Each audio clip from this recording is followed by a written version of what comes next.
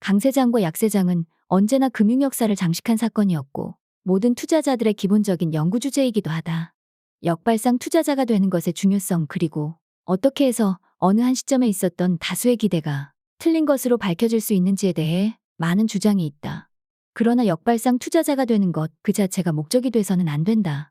역발상 투자는 시장 변곡점에서만 용기 있는 투자자들에게 보상을 주는데 시장 변곡점은 그것이 발생한 후 지나버릴 때까지는 알아내기가 거의 불가능하기 때문에 과거의 변곡점을 기억하는 능력이 중요하다.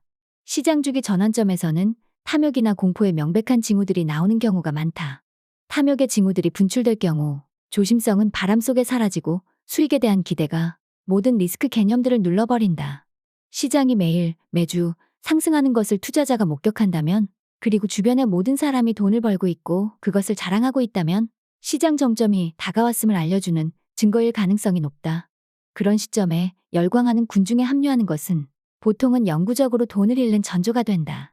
시장 주기 저점에 가장 잘 나타나는 공포의 경우에는 투자자들이 투자 기회에 눈과 귀를 닫아버리기 때문에 그 반대 현상이 벌어진다. 일부는 영구적인 자본 손실을 입고는 시장에 다시 돌아오지 않겠다고 맹세하기도 한다. 이들은 시장 주기 바닥에서 시장을 떠나기 때문에 처음에는 시장 하락의 맹타를 피한 것에 기뻐하지만 나중에는 결국 기회를 놓친 것을 후회하게 될 뿐이다. 예를 들어 2009년 봄 시장에는 낙관이라고는 거의 혹은 전혀 찾아볼 수 없었다. 많은 시장 참여자들이 하도 두들겨 맞아 그러기 상태에 있었다. 주식시장은 퀄리티 주식과 정크 주식을 거의 구별하지 않고 있었다. 퀄리티 성장 기업들도 말도 안 되게 낮은 가격에 거래되고 있었다. 그런데 이것은 역사상 가장 좋은 매수 기회 중 하나였다.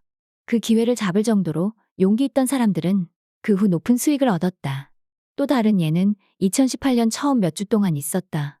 이 당시 압도적인 다수의 투자자들은 장기 채권 수익률이 곧 최근의 역대 고점을 돌파하고 인플레이션 기대 속에 상승해 주식의 배당 수익률과 이익 수익률에 도전할 것이라고 믿었다. 그런데 이들 다수의 투자자들이 틀렸다. 채권 수익률은 상승하지 않았고 인플레이션도 도래하지 않았다. 주가가 도전을 받았다면 그것은 다른 요인들에 의한 것이었다.